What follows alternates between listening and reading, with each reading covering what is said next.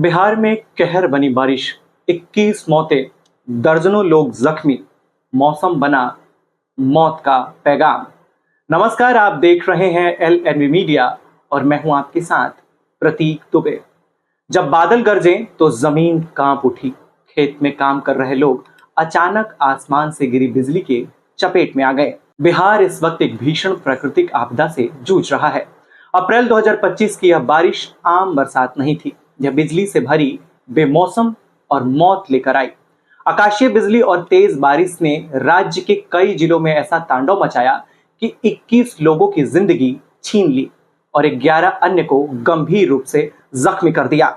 जहां एक तरफ किसान खेतों में फसल की देखभाल में जुटे थे, वहीं ऊपर से कहर बनकर गिरी बिजली ने कुछ ही सेकंड में जिंदगी से मौत तक की दूरी तय करा दी। राज्य आपदा प्रबंधन विभाग से मिली जानकारी के मुताबिक बेगूसराय और दरभंगा सबसे ज्यादा प्रभावित जिले रहे, जहां 5-5 लोगों की मौत हुई। वहीं बात करें मधुबनी में 4 लोगों की मौत हुई और औरंगाबाद, समस्तीपुर और सहरसा में 2-2 लोगों की जान चली गई। बात करें अररिया की तो वहां भी एक व्यक्ति की जान चली गई। ज्यादातर मौतें खेतों में काम कर रहे लोगों की हुई, यानी ये मौतें सिर्फ आकस्मिक नहीं, एक लापरवाही और तैयारियों की कमी का संकेत भी है। इस बरसात का सबसे बड़ा असर किसानों पर पड़ा। एक तो खड़ी फसलों को भारी नुकसान और दूसरी तरफ जानों का भी नुकसान हुआ। कई किसानों की साल भर की मेहनत सिर्फ कुछ घंटों की तेज बारिश में बर्बाद हो गई। गेहूं, सरसों और सब्जियों की फसलें जल भराव में डूब गईं। गांव से आ रही तस्वीरें दिखाती हैं, कहीं खेत तालाब बन चुके हैं तो कहीं छप्पर गिर चुके हैं। कई लोगों को अस्थायी शिविरों में रहना पड़ रहा है। हालांकि बेघर हुए लोगों की सटीक संख्या अभी भी सामने नहीं आ पाई है।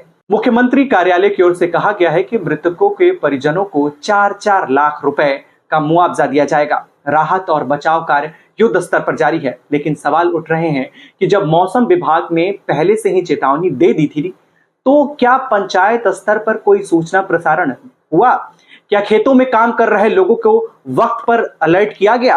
विपक्ष ने भी सरकार की तैयारियों पर सवाल उठाते हुए कहा है कि मुआवजा देने से जानें वापस नहीं आती।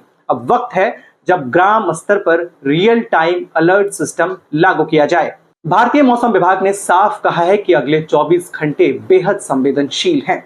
राज्य के 27 जिलों में और भी बिजली गिरने की संभावना जताई गई है। लोगों से अपील की गई है कि खेतों या खुले मैदान में काम करने से बचें, पेड़ों के नीचे खड़े ना हो और मोबाइल फोन और इलेक्ट्रॉनिक उपकरणों से दूर रहें। साथ ही सुरक्षित स्थानों में ही रहें। यह कोई सामान्य चेतावनी नहीं है, बल्कि जान बचाने वाली सलाह है। अगर आप सोचते हैं कि सिर्फ 21 मौतों की खबर है तो आप गलत हैं।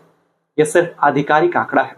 गांव से जमीनी रिपोर्ट आ रही है, वो बताती है कि कई मामूली घायल या प्रभावित लोगों को सरकारी रजिस्टर में जगह ही नहीं मिली। एक ग्रामीण ने बताया कि मेरे चाचा की मौत बिजली से हुई, लेकिन जब हमने थाने और ब्लॉक्स में रिपोर्ट दर्ज कराई तो कहा गया कि पोस्टमार्टम रिपोर्ट लाओ, तभी मुआवजा मिलेगा। यानी मौत के बाद भी सरकारी कागजी कार्रवाई से जूझना पड़ रहा है। मौसम विशेषज्ञों का कहना है कि जलवायु परिवर्तन की वजह से ऐसी घटनाएं अब बार बार होंगी। बिहार में अप्रैल में इतनी तेज बारिश और बिजली गिरना पहले दुर्लभ था, अब आम होता जा रहा है। विशेषज्ञों के अनुसार बेमौसम तूफान की संख्या बढ़ रही है। भूमंडलीय तापमान में बढ़ोतरी का सीधा असर स्थानीय मौसम पर पड़ रहा है। गांव में पारंपरिक चेतावनी तंत्र खत्म हो गए हैं। अब वक्त है जब सरकार smart alert system, local warning network और ग्राम स्तरीय प्रशिक्षण शुरू कर दें। जो वीडियो और तस्वीरें सामने आई हैं, वे किसी हॉरर फिल्म से कम नहीं लगती हैं। खेतों में बिछे शव, रोते बिलखते परिजन, मकान की टूटी दीवारें, कीचड़ में पड़ी सब्जियों की फसल और सरकारी जीपों से निकलती राहत सामग्री। ड्रोन से ली गई कुछ तस्वीरों में गांव के ऊपर मंडराते काले बादल और बिजली की चमक किसी अपशकुन से कम नहीं दिख रहा है। स्थानीय प्रशासन को तुरंत हर गांव तक चेतावनी पहुंचाने का तंत्र बनाना चाहिए। खेतों में काम कर रहे लोगों के लिए मोबाइल अलर्ट सिस्टम लागू होना चाहिए। आपदा राहत राशि पारदर्शी और तेजी से वितरित हो। किसानों को फसल बीमा और तत्काल वित्तीय सहायता मिले। 21 मौतें सिर्फ आंकड़े नहीं, 21 परिवारों का उजड़ना है। सरकार का काम सिर्फ मुआवजा देना नहीं, ऐसी मौतों को रोकना भी है। यह एक चेतावनी है, न सिर्फ मौसम की बल्कि हमारी तैयारियों की भी।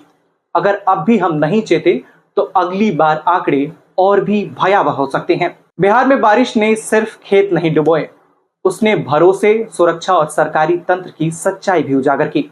अब वक्त है कि सरकार, प्रशासन और आम लोग सब मिलकर सोचे, समझे और तय करे कि अगली बार इस कुदरती आपदा को कैसे टाला जा सकता है।